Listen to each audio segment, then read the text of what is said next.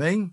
Vamos nos colocar em pé e vamos ler Gênesis capítulo 2, verso 18 ao 25.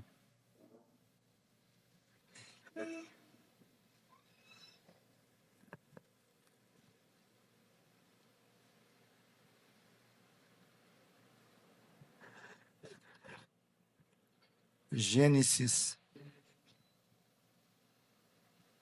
capítulo 2, verso 18 ao 25.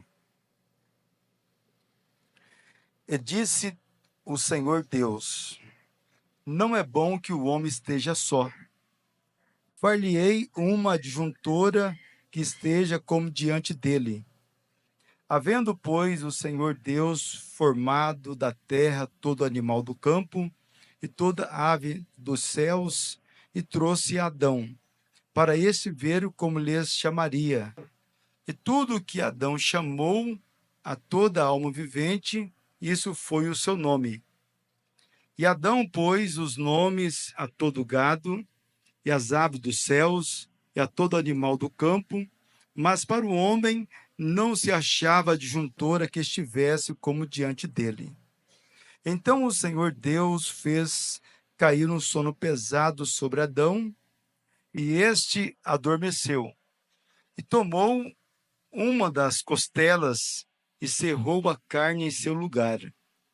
E da costela que o Senhor Deus tomou do homem, formou uma mulher e trouxe-a a Adão. E disse Adão: esta é agora osso dos meus ossos e carne da minha carne. Esta será chamada varoa, porquanto do varão foi tomada. Portanto, deixará o varão o seu pai e a sua mãe, e apegar-se-á à sua mulher, e serão ambos uma carne. E ambos estavam nus, o homem e a sua mulher, e não se envergonhavam. Amém. Senhor Deus, que o Senhor possa nos abençoar nessa tarde, nessa reunião de casais, uma reunião familiar, que o Senhor possa nos abençoar com todas as bênçãos celestiais que há em Cristo Jesus. Amém. Podemos assentar?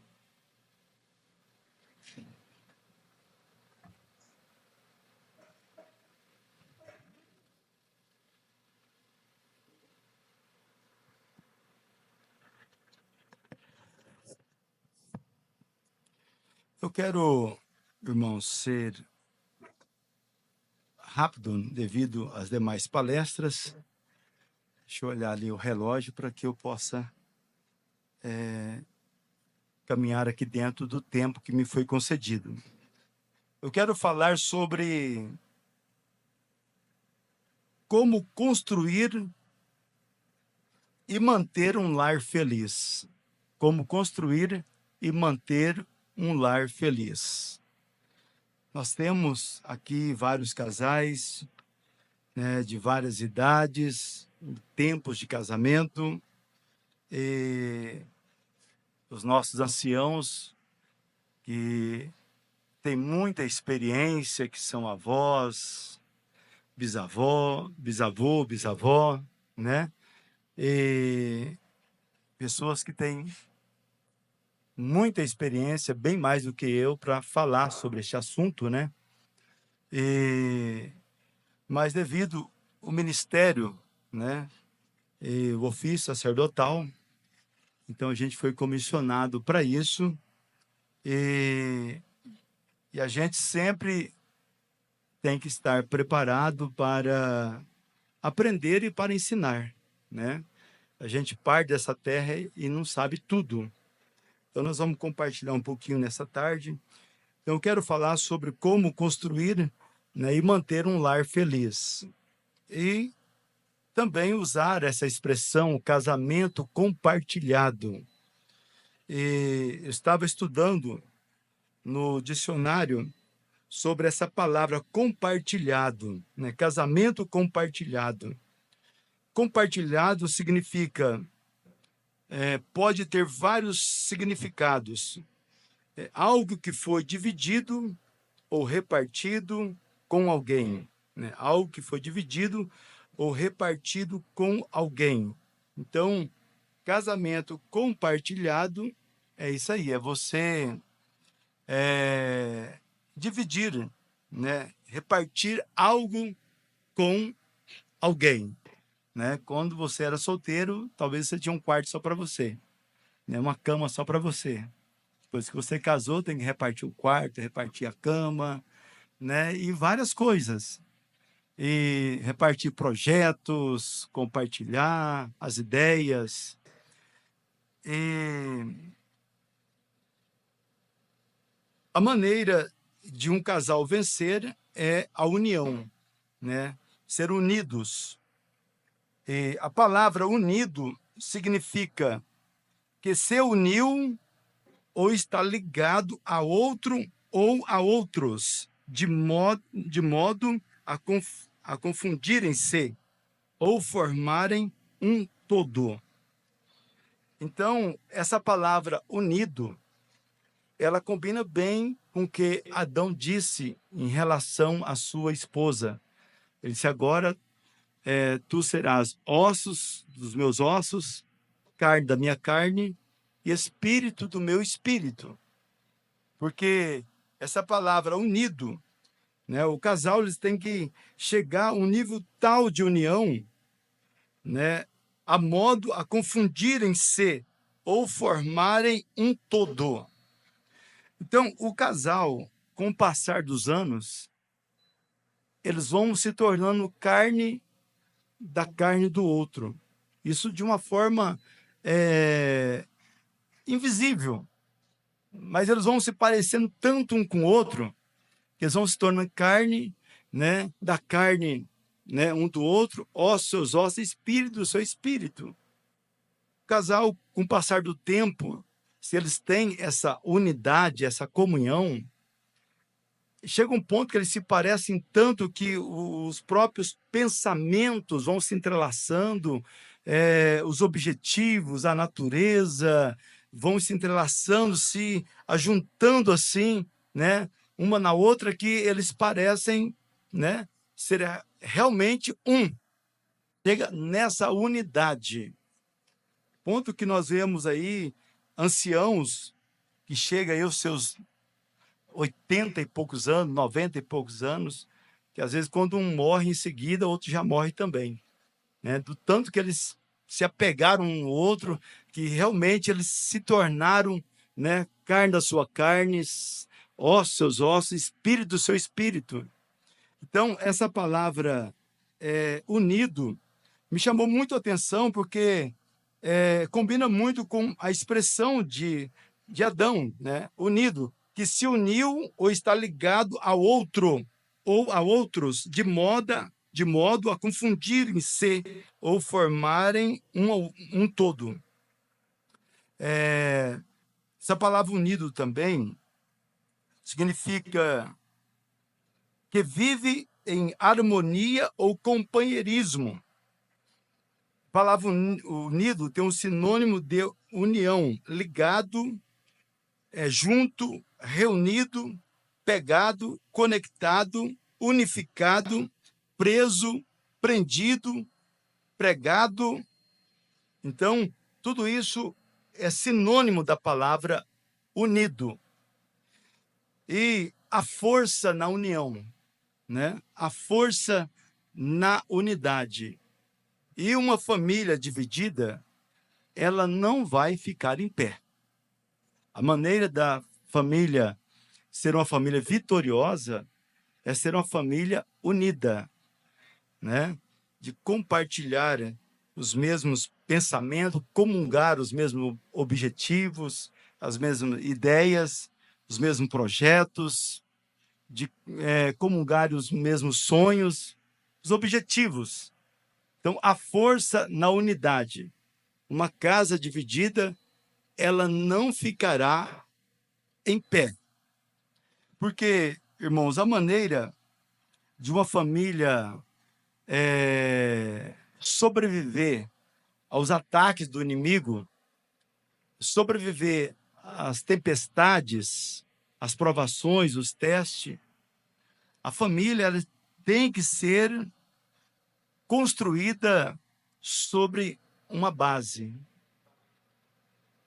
E o ponto principal, veja, é a família ser edificada sobre a rocha das eras. Como aquela parábola que está ali em São Mateus, do homem tolo que edificou a sua casa sobre areia. E veio os ventos, as tempestades, as chuvas, vendavais, e a casa do homem tolo que construiu a casa sobre areia, ela desabou. Ela não permaneceu em pé. Mas a casa daquele homem sábio, que edificou a sua casa sobre a rocha, ela suportou os vendavais, suportou as tempestades, as lutas, a dificuldade, rompeu em fé e permaneceu ali como Monte Sião, que não se abala, mas que permanece para sempre. Então, irmãos, nós temos que ser realistas. Se o nosso casamento, a nossa família, ela não estiver edificada sobre a rocha das eras, sobre Cristo, não permanecerá em pé. Não tem uma segurança maior do que nós edificarmos a nossa família sobre a palavra de Deus. Esse é o sucesso de uma família cristã. É amar a Deus sobre todas as coisas.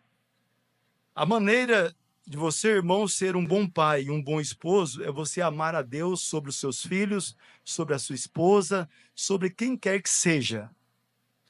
A maneira, irmã, de você ser uma cristã, uma esposa bem-sucedida, é você amar a Deus sobre os seus filhos, sobre seu esposo, sobre quem quer que seja. Esse é a chave da vitória. É edificar a família sobre Cristo, sobre Deus. Aí então, as demais coisas ficarão fáceis de vencer. Porque você, sendo uma pessoa liderada por Deus, caminhar debaixo, né, do assim do Senhor, da vontade perfeita de Deus, os inimigos se levantarão contra ti, mas não vão sobressair sobre você. Deus te dará vitória em todas as batalhas. Então, esse é o ponto principal. É buscar o reino de Deus e a sua justiça em primeiro lugar. Aí as demais coisas vos serão acrescentadas.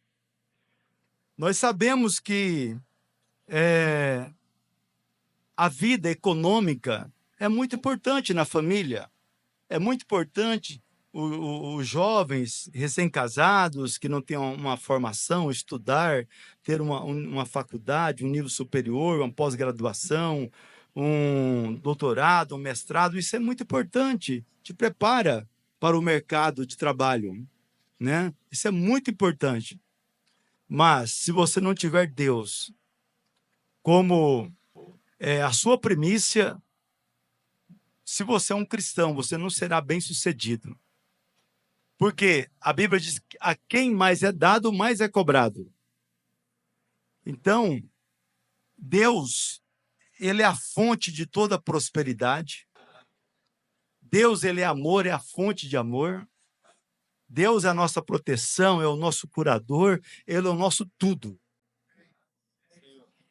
Então, quando você coloca Deus como a sua primícia, você coloca Deus como o seu tudo, e você honra a Deus em todos os aspectos da sua vida, você pode ter certeza de uma coisa: os inimigos virão. Sabemos que Apocalipse, capítulo 9, nós vemos ali que uma estrela caiu do céu, e aí ele foi dada a chave do abismo, destrancou o abismo, 200 milhões de demônios subiu para a terra para lutar, fora o resto dos capetas que já tinha, e tudo se levantou contra a noiva. Mas, porém, Apocalipse 10, o céu se abre, o anjo forte desce também, a sétima dimensão desce para se entronizar no seu coração, para te ungir diante dos seus inimigos, como disse Davi: Senhor, unge a minha cabeça com óleo, diante dos meus inimigos, prepara uma mesa perante mim, diante dos meus inimigos. Então, Deus prosperará o seu caminho. A maneira de você obter vitória na sua família, em tudo que você colocar as tuas mãos, é você ter Deus como a sua primícia. É buscar o reino de Deus, a sua justiça em primeiro lugar. Aí Deus, ele é a fonte da sabedoria. Deus, ele vai te dar inspiração para você, a forma como você vai conquistar a sua esposa. Porque, irmãos, nós vemos hoje que há um esfriamento muito grande, né? Nesse amor filho, e amor eros, que é o amor de esposo para esposa, há um esfriamento. Mas você tendo, veja, colocando a sua família nas mãos de Deus, você buscando inspiração, Deus vai te dar inspiração, irmão, como você conquistar a cada dia a sua esposa.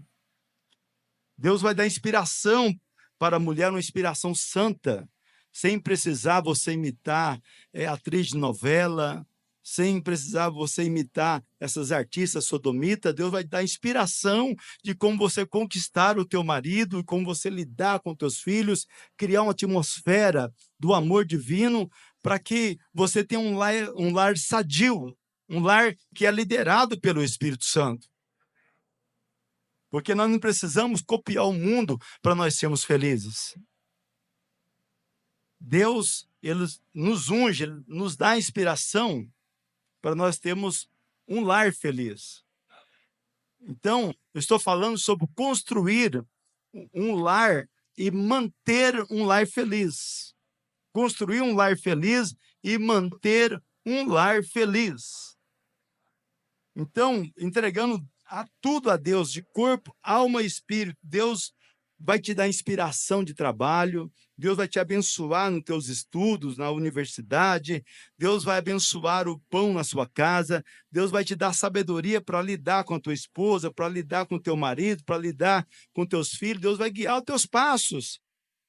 Como diz a Bíblia, os passos de um homem justo são conduzidos pelo Senhor. Deus vai te dar inspiração de como também administrar suas finanças, porque hoje há muito divórcio por questões financeiras, questões econômicas.